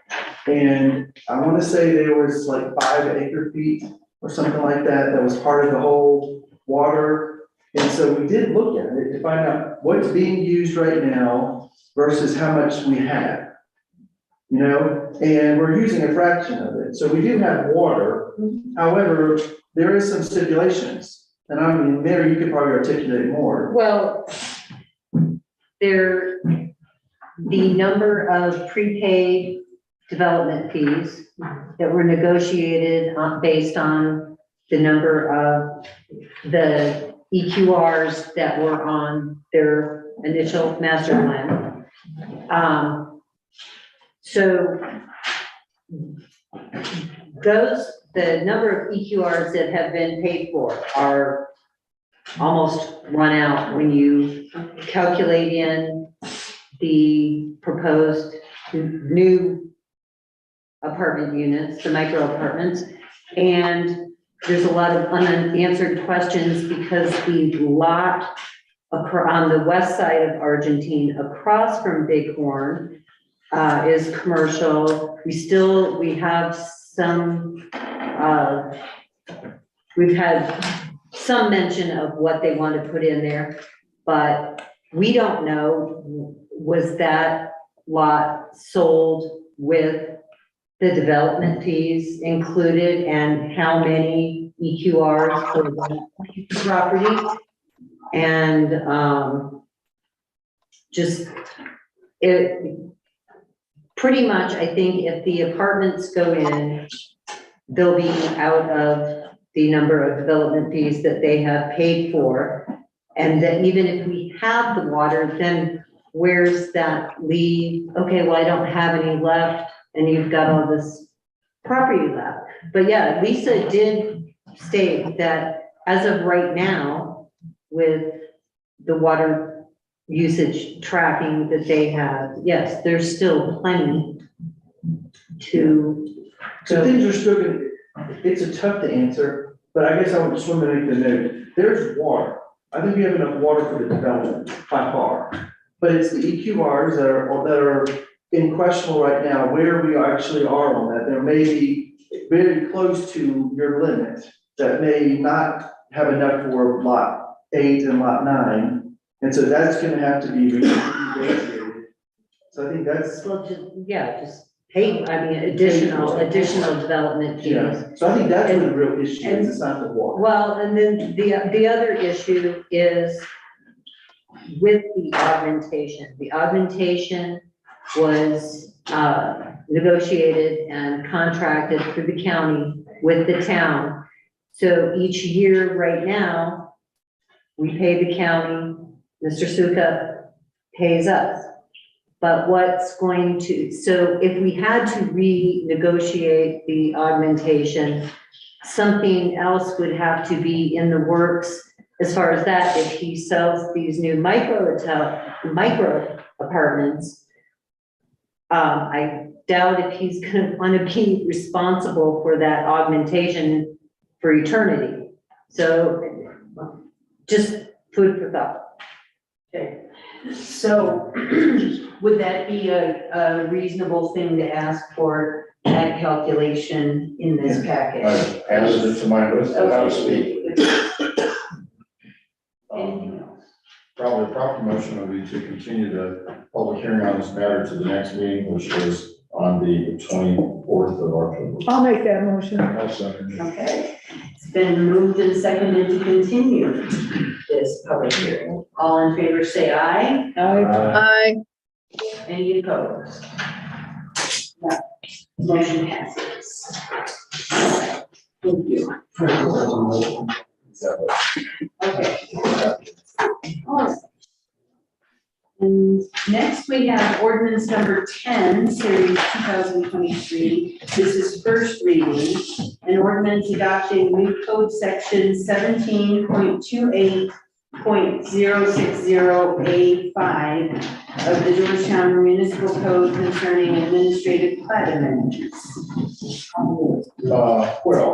Speaking of plat amendments, and this is something I've raised with you before, actually probably even unrelated to this, but it is something that is a need in the town's land use code, because every now and then, plats need to get corrected. Tonight's was unusual, but, and it's the first time I've seen that particular kind of plat amendment, but pretty regularly I see, plats that were, okay, we've got to move this lot line over. The easement that's shown for the utilities is off by 10 feet. And you tell people, well, that's great, but you're going to need to file a major subdivision application to go through, sketch, preliminary, and final to get that approved. And it's awfully handy to have this tool, and it's just not present in the present code. What you have here in front of you is just a pretty short form version of that. It says what you can use a plat correction for, typographical errors, gates, monumentation, arrows, symbols. There are some overall requirements. You can't change the overall perimeter. You can't create new lots, etc. It's language that I didn't invent. Actually, Bart Cole and Mike Davidson did, it's very similar to these tools I've seen elsewhere. From a process standpoint, it's not shown here because again, we're plugging it into a code section that already has process. And that's in the form of an administrative review and then, planning commission approval, I believe. That's very similar process. Sorry, Mike? Elsewhere, from a process standpoint, it's not in here because again, we're into a code section already have process. And that's me, yeah. Yeah, it's a recording playing what I just said. I'm just trying to hear from Mike. Okay, and He's off now. Disappeared. Mike had one of those, you know, that recording, whatever. Anyhow, first reading, have to answer, first reading or second? this is first. First, have to answer questions. Okay. I have a question. Yeah, So if we had this in place, would we have had the previous agenda item in front of us? we could use this, if this were in place, we would use this process for the previous, because it's a correction. Previous was the most unusual plat correction I've ever seen. I understand that, but if this were in place now, then we would not have had the opportunity to have the conversation that we're having on the previous agenda I item. think that's right, that's absolutely fair. Even with those deed restrictions. Yeah, the deed restrictions, I don't know. I mean, looking at what it's used for. I don't think so. No, you're probably right. I think you had your time and your day in the sun. No, And legally, we probably need to do what Jerry wants. I mean, I get it for little typos and things like that, but to me, what was being described as simple, we know it's not, and it was unusual. I totally, know this, but I just, and I don't think we have the opportunity to have another development like Bighorn, but I certainly wouldn't want to put somebody in that position 5-6 years down the road if the cards play out the same way, because it's the historical knowledge that we're bringing back from boards past that Rick doesn't have that opportunity. He can read these minutes, but they only paint still half the story. So I just wouldn't want the rug not to be able to be there for us if we needed it. Well, I guess I'd tell you this, the description of what's, I continue to believe the prior agenda items, there or not, we should have a grown-up plat correction process, and I think nobody disagrees with that. But what maybe you want is to have a limit on this process, being informed with the prior application. Maybe you just want there to be guardrails on this process so that it wouldn't stand in the way of you being able to independently review something like we just saw. So what we certainly can do, this is first reading, what we certainly can do is say the amendment, it has to meet one or more of the following criteria, and we can build in a criteria that says, this is just a list. It's this list. If it's anything else, it's not a minor plat correction, and feel free to file a minor or major subdivision application and go through the full painful review. That would be fine. That sounds good enough. That would give the staff the tool that it needs 99% of the time when the surveyor's name got wrong and we want to fix it, but I'm happy to make that. So we can add K to that, and that could be that little cover our, Guardrail. Yeah, Yes. If it doesn't meet this criteria, then it automatically becomes a major. and will it be major? well, I'll say, I'll say, Yes, I'm if good. not this criteria, then this, if not this criteria, then this doesn't apply. It may well be that somebody can do a minor subdivision for whatever, we're imagining all the future fact patterns. But if it doesn't meet this criteria, it's not a minor amendment. Okay, I move to approve first reading of ordinance number 10, series 2023. On second. More discussion. Yes. Go Both ahead, of Ian. us, both of us have our hands up to say something before we go to motion. Motion could be in there. We can still have discussion after the motion. There's nothing that precludes that, so go ahead. Don't we have a board of variance to deal with moving property lines a little bit here and there? I haven't heard anything said about the board of variance being involved in this, and I agree that it would streamline things, but I don't think that's a good thing. I would rather that the board has to hassle out every change just to make sure that some aspect hasn't been overlooked. Okay. Fair enough. Board of Adjustment, varies, from like dimensional requirements, but it doesn't have the authority to amend plats. Correct. So they wouldn't be able to do any of the things on this list. If you were moving a boundary line, it would be planning commission, not board of adjustments. Yeah. Board of adjustment can grant a variance for a setback, height, but they're very limited on what they can and can't approve, so. And I distinguish that between that and a plat. A plat is a recorded document. Correct. Where the Board of Adjustment takes the code book and says, okay, we'll give you a break from this setback, this is whatever. Yeah. Mike, go ahead. Yes, I apologize. Right when Jerry asked me to comment, I had a computer problem, so I apologize for not being there. I guess the two comments I'd like to add based on where the conversation is now, I very much agree with what Jerry was saying about you could have a very specific defined list of what would be allowed for these types of adjustments or corrections to the plan. And then number two, as the board member said, is that you have a subdivision exemption process which has to go to planning commission for anything that involves the moving of lines, of property lines. So that's very specific in your existing code.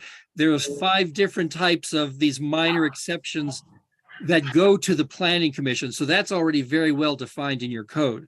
And so similarly, as Jerry suggested, you could do the same thing and have a very well-defined list of only these things would essentially be administrative review.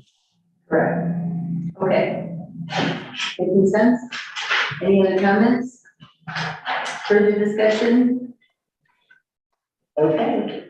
All right. It has been moved and seconded to approve ordinance number 10, series 2023 on first reading. All in favor say aye. Aye. Any opposed? I'm Okay, thank you. And I missed the second, sorry. That was It was Rich, thank you. It's, okay, staff items. That motion passed, by the way. Our administrator's report. Okay, I'll just give you a few things I have here to give you. November 14th, just to keep in your mind, that's when Amy Saxton and the consultant that she's working with to form the multi-jurisdictional housing authority will come to this body and describe what membership process is going to look like. So it will be during our meeting. Correct. Okay. Yeah, November 14th. Workforce Support Commission, Fire Authority, IGA funding increase. That will be part of the budget discussions. And I know we were supportive of that, but we're just, instead of coming and saying, we're gonna approve that, we're gonna make sure we have the funds and massage that into that to make sure we have it. That's how it works. Yeah, so I'm just making sure that's where that's gonna go. We have a person that knows about how much money we have. He does.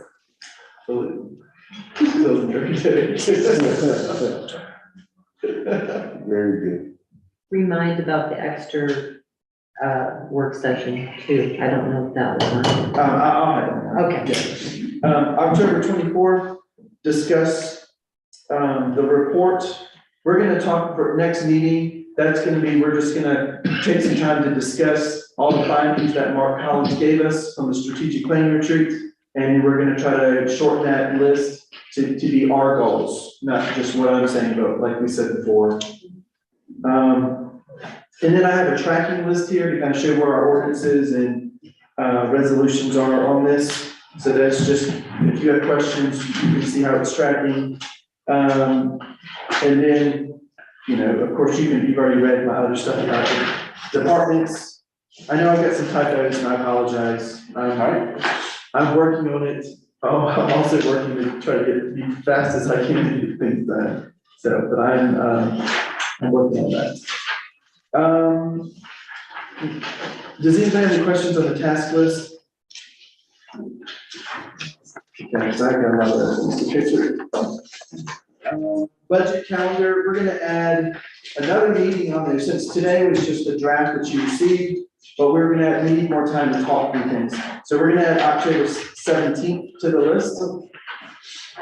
And that will make up for, you know, having one more, even though we may not need, you know, another one, but at least we have another one in order to have times to discuss. So put that on the calendar. That's just budget? Budget, yeah, just budget. And that's next week. Correct. I won't be available for that. No excuse. I'll be under anesthesia at You'll least be part of that delirious. day. I'm gonna be giving you moral support. Yeah, he's gonna be on some drugs. Yeah. Okay, so that's that. I gave you some, I tried to write up some updates, just so you have a little bit more than me just talking to you. The Excel meeting, I felt like it went really well. I mean, Lynette was there with me and so was Bob. And we came to a conclusion that every single time we've been meeting, we're adding more and more and more to this first watershed protection permit, which now is stretched out over a year and a half, that we still are not able to have all the answers. So we basically came to a conclusion, let's break this up into 4 permits. And we really focused on the first 2 to kind of define that. We did have parameters in 3 and 4, but 3 and 4 are gonna change. We're gonna add more things to 3 and 4, but the first one really has to do with the penstock that was already cut and put an elbow on. So we wanna shore that up. However, there's some issues, it's because it's not on their property. And so they're gonna have to get easements and some, you know, all these kind of things to make sure that legally it's allowed to be there. Second, the trash rack, that's to deal with all the stuff that gets clogged up. They want to replace it from a 1-inch trash rack holes to a 3-inch, but that's gonna be included in the first permit. A copper rear box is to allow the sediment to fall right at the trash box so that they can monitor and track and contain a little bit of sediment that's going downstream. That's not a permanent plan, it's just a temporary fix for that watershed protection permit. Water quality testing, call down reporting to make sure we're all on the same page, because when things happen, we're not being called down. And I think that's our biggest frustration with the town's water supply and quality is our system is getting crashed, it's getting jammed or clogged, and it's hours to reboot to get back online. So that's something that we are gonna have parameters on what that looks like. And then identifying Excel's property boundaries, especially the corners of the dam, and it will be an exhibit so that they know exactly where their property lines are and so forth. That's it. So we've narrowed it down to that scope. The second one will have to do with sediment testing and sampling, and they're gonna be very clear on where the locations are. They did give us a map of what, and everything looks great. I mean, we had no issues where they're testing. Protection measures for the town, again, when they do this second permit, they're actually gonna have a backhoe digging deep and the water will be low. However, that's gonna be so muddy that, I mean, we're gonna blow gaskets if we don't have a water quality protection measures in there during that time to not get that in our system, because I mean, they're gonna be testing like 24 sites in that. It's gonna be a nightmare. And that was due to equipment availability. So there are drilling units that can do it differently and don't disturb as much, but they're not readily available this time of year because everybody's got them booked for other construction, trying to get things going before winter. So they ended up having to do it in a backhoe style, which creates more disturbance, which caused a lot of anxiety with Ryan, because once you disturb it, even if you put it back in the same hole, you've loosened things up. And kind of spring runoff, it could impact the water treatment plant. So, trying to cover that base. How does weather, like, Well, and that's, snow and stuff? well, they're not gonna be able to do it Yeah. once that happens. They're trying, they want to, like both 1 and 2, like before the end of this year. They may not achieve this. They, October was their goal. So, The first 2 permits, October. I mean, the first one, now that we limited the scope significantly, they only have to do a couple changes to submit that for our approval. We're almost there. The second one is they're like, we're ready to go next week. So they anticipate getting it done before the snow. And this is all on their dime Yes. and all the impacts that happens when it was like, oh, oops, it's all spelled out. Okay. Yes. And I'm not gonna go any more than that. You could read it. If you have questions, I'd love to talk to you about it. But I do have more updates than that. Oh, next, short-term rental update. We were all here. I just, clearly you can see Jerry and I have talked about the next steps of potentially adding it to, some measure where the homeowner would be responsible for remitting tax, whether it go in the ordinance or both ordinance and business license. So we're working on that. Gateway to the Rockies Opioid Council, they call it GROC. I'm on that board, and currently what's happening is those are all the funds that came down from these big lawsuits. We decided to go together between Gilpin, Clear Creek, and Jeffco, and we are, I'm part of the process of looking at RFPs. There's 2 that I'm looking at. And so I've had to sign a non-disclosure NDA, and so I can't talk about it. However, that's where we are. I'm looking at RFPs.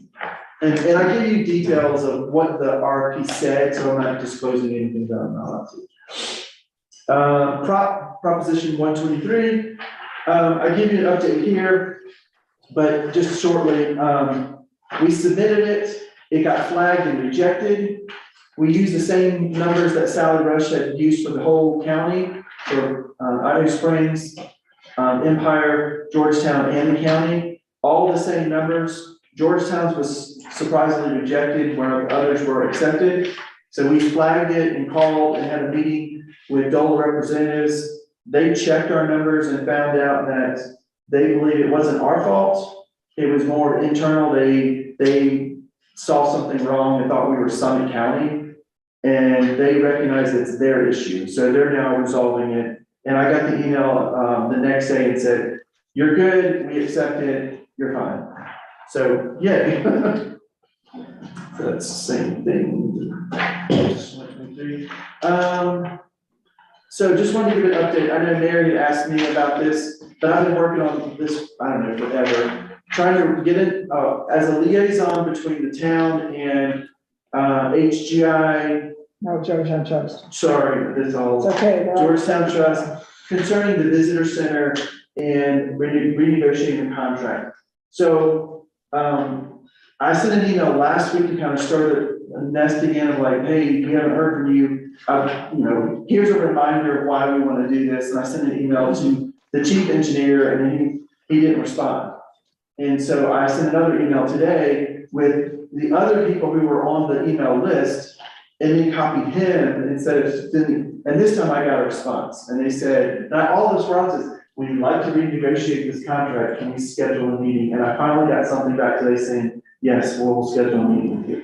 So we're moving, at least we're moving forward a little bit. Our strategic planning retreat, I know you guys got that. I won't go into details about it right now, but next week we'll talk about it. Selectman Smith also asked, you like that? She wanted an update on Jake breaks and what's the town been doing it. So I asked Randy to give me an update. And so the question was how many stops, how many warnings, and how many citations overall have we issued? And so Randy's response was, we have spent a total of 5 man-hours dedicated solely to working on I-70, and there's been 9 warnings issued, and 5 summons for violations. And that's where we are. And then your draft budget. Do you want to mention that one? Oh, wow. Did it skip? I guess I left it off. Oh, it must be on the back. It must- This one is the Stacy Ackerman had sent me a request, an email, actually a couple emails. I think I have one email in there with you. But in summary, she's having an issue. Her property is way up on Vanilla Pass. If you had a chance to look it up, it's not close, it's actually way up. However, the town owns large swaths of land on both sides of her. Lots of acres. When I looked on the map, it was 40 to 50 acres or more on both sides of her. And so she requested, does the town have interest to sell her some portions of the land? She has issues because people are, they are camping on the property, on the town-owned property. They're throwing trash and they're shooting guns. And so she would like to buy the property to post it within the trespassing on that area. She's concerned because she's got young kids. I informed her that we don't sell property. That's not a normal thing. I mean, however, it is appropriate to bring before the board. Is there interest? However, I said, there's typically conditions upon the properties that we have. And Jerry can speak to this, I could be wrong, but I want to make sure you clarify what I say. Normally, when the town has property and it's dedicated, it's open space where it is, public, it's public. We've got to take it back before the people for a vote if we wanted to potentially sell that off. Give it to them, is that right? I don't know. Okay. If it's property we got, from BLM, then it wouldn't be available to a private party for all the reasons that there were. Qualified transfer. Yeah, all that. If it's property we got from some other method, then I would need to look in the code quickly in the charter. That's okay, it's not we can take time staff if there's interest. I told her, we got to present this to the board, is there interest? But typically there's conditions that are placed upon when an entity gives us property, such as BLM. And Rick, I would say that if it's BLM, you don't even need to ask for it. We've been over that. Yes, I know. You can just, we can locate it physically on the various maps we have to confirm it's BLM. Then the answer's a real short, quick one. Yeah, okay. Well, that's, I'm happy to. Yeah, if I can get a map or something, I can find that. Can we just put out some signage that say what's appropriate? What my suggestion, my thought was to go at it from a different tack, because that land is all up there under HDPLC management. It's for recreational purposes. We're not the only landowners up there.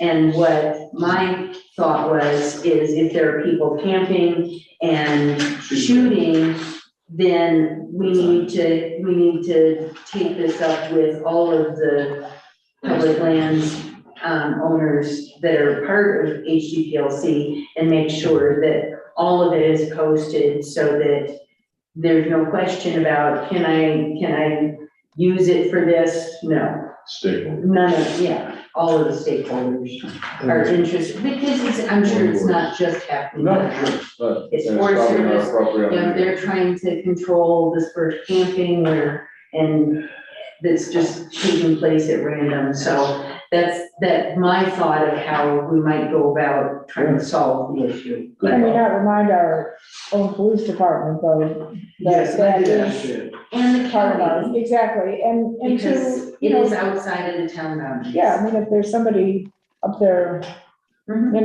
shooting whatever, she certainly has her rights to be concerned, and she should place a call. Correct. Isn't there also a restriction on a quarter mile from the road for camping anyway, the whole Vanilla Pass? So, yeah, we saw, it seemed like we saw a huge problem from years back when you drove there was a lot of people camping everywhere.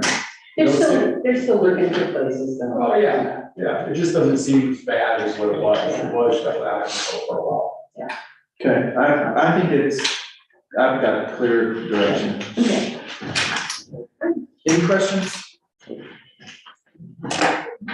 Deanne has her hand up, go ahead. I want to talk about what happened down at the visitor center when this discussion is over. Okay, go ahead.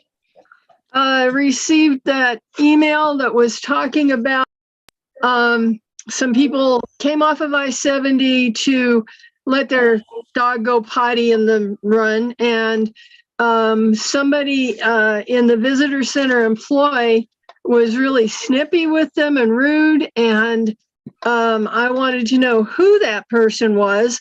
And I also wanted to know, that reflects poorly on us, because we all know that the public is amazingly strange at times, and you just have to be polite and say the same thing you've said 8,000 other times today. What is the outcome of that? Can I jump in and clarify some of this? Sure. I was one board member. It looked like there were 2 selectmen that received an email from this resident in Nevada who was traveling through, did stop to use the property for their dog, had an encounter with someone at the visitor center, didn't like the encounter, followed up, the resident from Nevada followed up with some emails to another party that works at the visitor center. And it finally subsided. The resident of Nevada reached out, I believe, thinking that we are owners of the visitor center. I responded back to that person saying, it's owned by someone else. It's not the town of Georgetown's property. And I forwarded the email to the chairman of the board of the Georgetown Trust, who I know, who then in turn took it up with the director of the trust and said employees involved.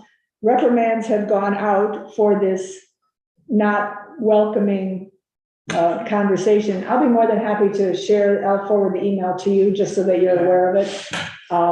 And I hadn't received anything back from the resident of Nevada who was making the complaint, but I really think it was a misguided complaint. I appreciate, Deanne, what you're saying, how it reflects back on us, Georgetown as a whole, but it could have been a rude encounter with any business too. Actually, I think the email trail was more concerning to me, but you be the judge and I'll forward that on. But so anyway, it's been resolved. It's been taken up the chain of the trust, and I still want to know who the person was that was rude. outside of this meeting, if you don't mind. Why? It doesn't need to be hashed out here in public hearing. It doesn't need to be, yeah. It's an employee of a different organization. Yeah. It's inappropriate. It's not appropriate. Yeah, I would say, Yeah. if it was my employee, I would have a conversation. Right. You don't want to. It's been dealt with. It's not my So- issue. Anything else? I move to adjourn.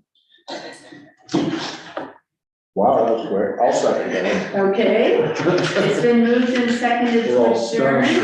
All in favor, say aye. Aye. Any opposed? Were you still trying to vote?